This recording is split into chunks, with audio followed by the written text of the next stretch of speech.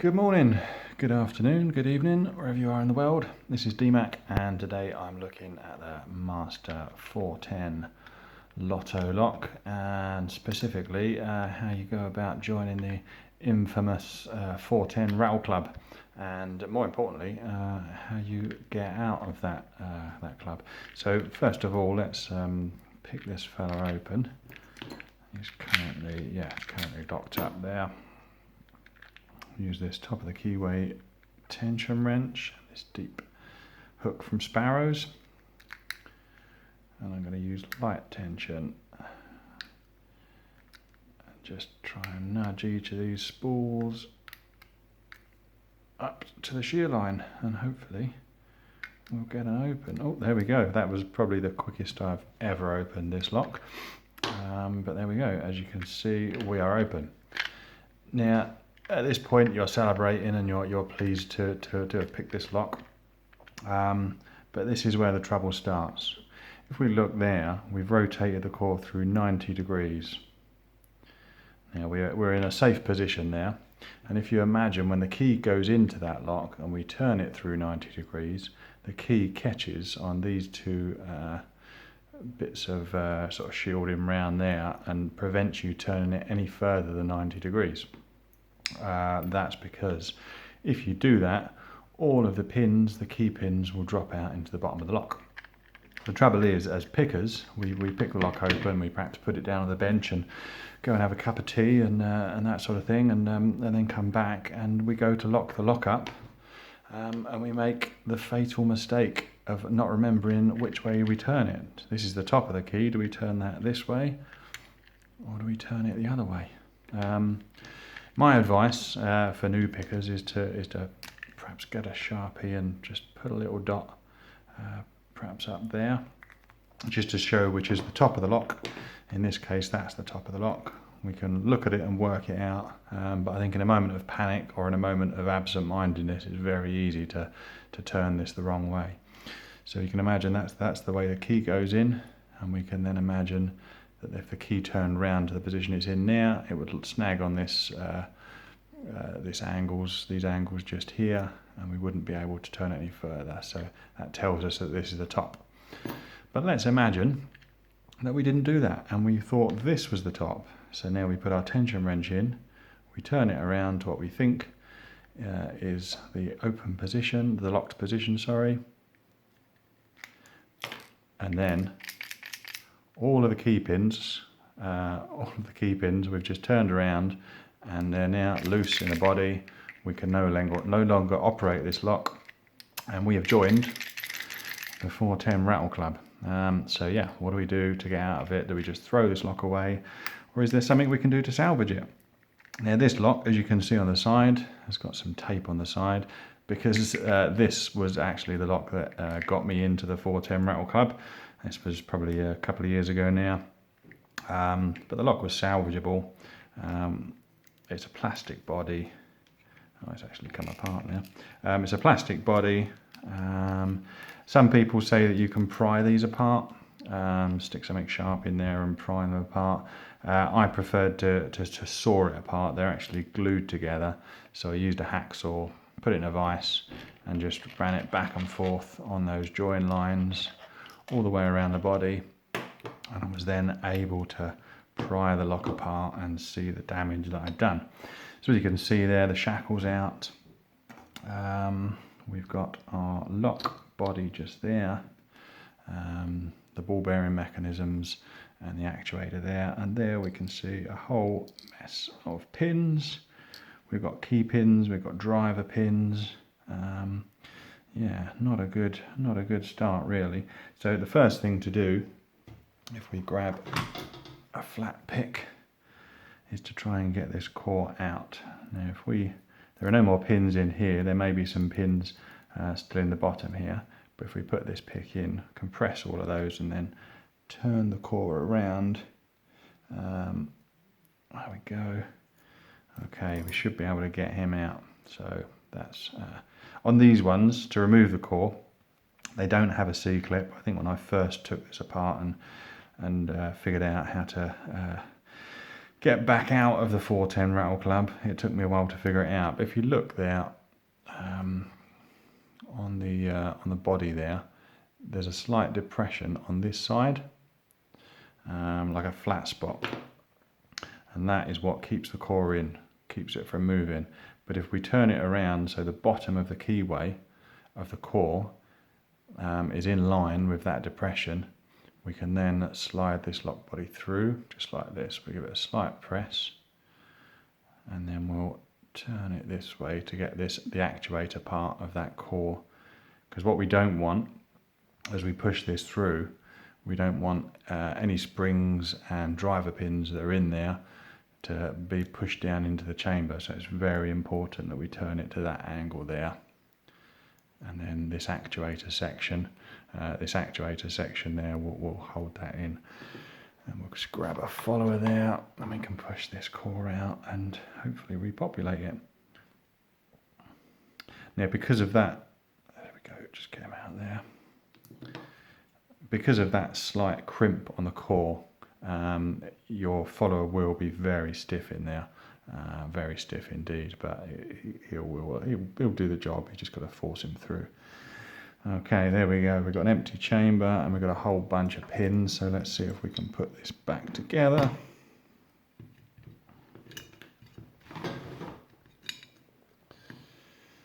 Okay, let's just get all of these pins out. See what we've got.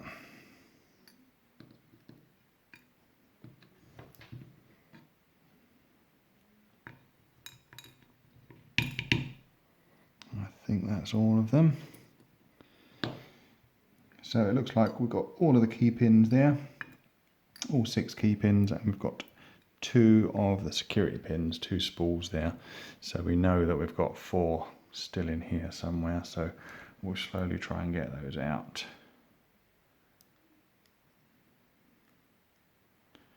That's 1, 2 came out, 3 is still in there. There he is. 4 is still in there.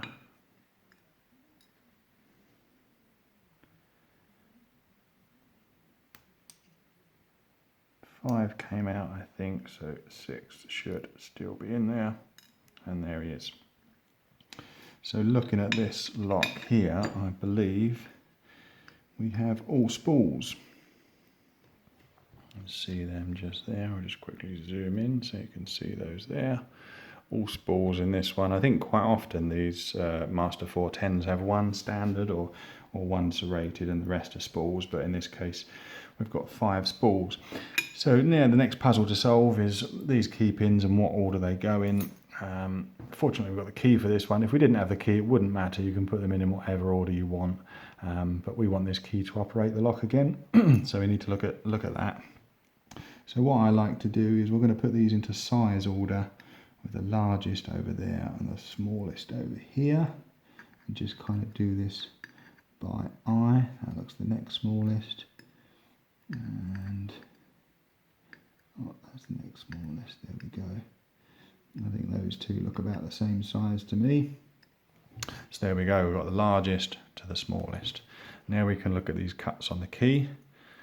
What we're looking for is, get in focus there. So if we look at that, pin 1 just here is the deepest cut. So that one is going to be the longest pin. So that's probably pin 1. Now I'm going to look for the highest cut. And as we look there, I think it's probably pin 2, by the look of it, is the highest cut. Yeah, so let's put pin 2 at the highest cut, the smallest pin. What else have we got? Looks like we've got 2 cuts there in 3 and 4. They're about the same. So that's probably going to be these 2. And then pin 5 is actually quite high. I think pin 5 might be the higher cut actually. I'm going to swap that out, put this one in pin 5, which means the next smallest one would be pin 2. and that leaves this one for pin 6.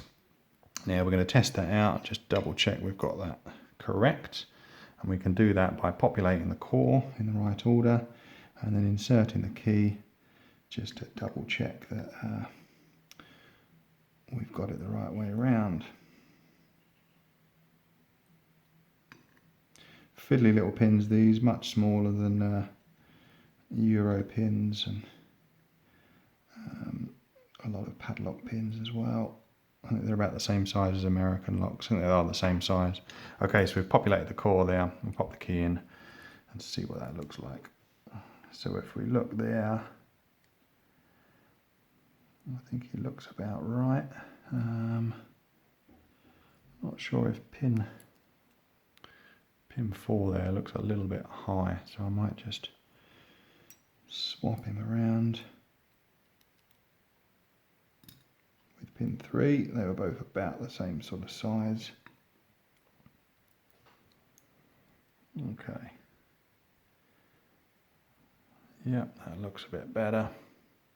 So we've got all our key pins sitting flush there.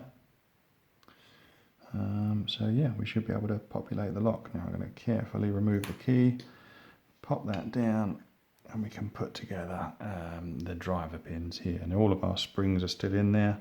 They didn't come out. I've got none on the table. I'm just going to quickly check there with a light. Yep, they all seem to be in there. So the back of the lock is the side that's crimped, and that's just here.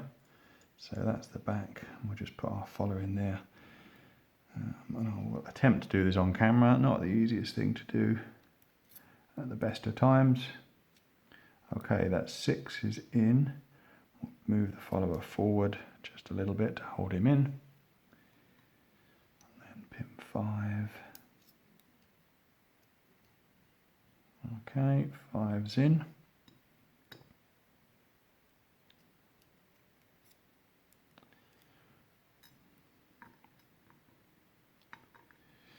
Much easier to do when they're all spools in this case. If we had a range of different security pins in there, of course we'd want to get them in the right order to get the lock back to its original condition.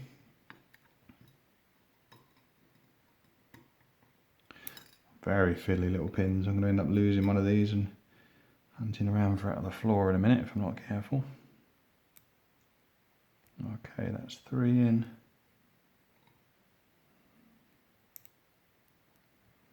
2 and 1. So there we go. So we've got the Bible populated there. So now we just need to slide this lock into place. Now we do need to be careful and slide this in the right way. So the crimp is on this side. We want the bottom of the keyway to be on that side. So we'll put the pins on the opposite side. And again, we just need to be careful of this actuator and make sure that it's not in a position where we've got the gap at the back. So slightly offset from straight is what we want. So I should just be able to push this through. There we go. Now it hasn't gone all the way through yet because we haven't lined up that little indent there on this side. But as I turn it around and push it towards you, it should, there we go, snap into place. And there we go, we've locked it in. We can double check that's now working again with the key. And there we go, you can see the key operates it again. We obviously need to be careful we don't pull the core out again. I'm just going to put my thumb there as I retract the key. So there we go, the core is all populated again. So we just need to worry now about reassembling our lock. So we can see there the ball bearing mechanism of the 410. And our core sits there. There we go. Let's just zoom you in a fraction. So you can see currently that's in the locked position. When we turn the key, this actuator here turns round, which in turn turns this. Those ball bearings go into this recess, and that allows the ball bearings on each side to retract towards the centre of the lock body, which in turn releases the shackle. So let's just put that shackle in place. As you can see there, that's the locked position. And let me try to do this on camera. So I turn that around. That's very difficult to do. As I turn that around, there we go, the ball bearings go to the center, and that allows the shackle to come up. Shackle comes back down, and as we turn this again, there we go. It pushes the ball bearings out there. Difficult to do this without getting my fingers in the way, but the actuator there has pushed the ball bearings outwards again, and that's locked the shackle in place. There we go, we're in the locked position. So let's just put that cover on. There's various ways you can do this. You could use, zoom you out there. We could use a plastic glue, a plastic weld, and I'm sure that would hold this together perfectly again. Just check there, the lock's working. Yeah, we could use a plastic weld, and then this would be good as new again. In my case, I was just using like a bit of sort of sticky plastic there on each side of it to hold it in place just for this demonstration. But I never got round to super gluing or plastic welding this lock together, because it was there always as a lesson for me not to do it again. I've only made this mistake once. I'm sure I'll make it again in the future, because it only takes a lapse in concentration there to forget the orientation of the lock. So that's why I recommend, if you don't want to join the rattle club, to just place a mark or something on your 410 body in the top position that you can always refer to. So when you've picked the lock, obviously you don't have the key for reference, you'll know exactly which way to turn that so it's back facing towards the top. So there we go. That's my advice. If you ever join the rattle club, it's nothing to be ashamed of. Everyone's done it, or lots of people have done it, and a lot of pickers will do it at some stage in their picking journey, and it only takes, like I say, that lapse in concentration there for it to happen. Yeah, before you know it, you'll hear that rattle, and hopefully you'll be able to reference this video and get yourself out of it and rescue your lock. You don't have to throw it away. It just needs a little bit of careful assembly. So there you go. Thanks a lot for watching, and yeah, I'd appreciate it if you hit the subscribe button up there to see more videos. I'm going to be doing another video on these 410 locks and how I approach picking them, and hopefully won't create myself a rattle during the process of that video. But there you go. Thanks a lot for watching. Appreciate it, and bye for now.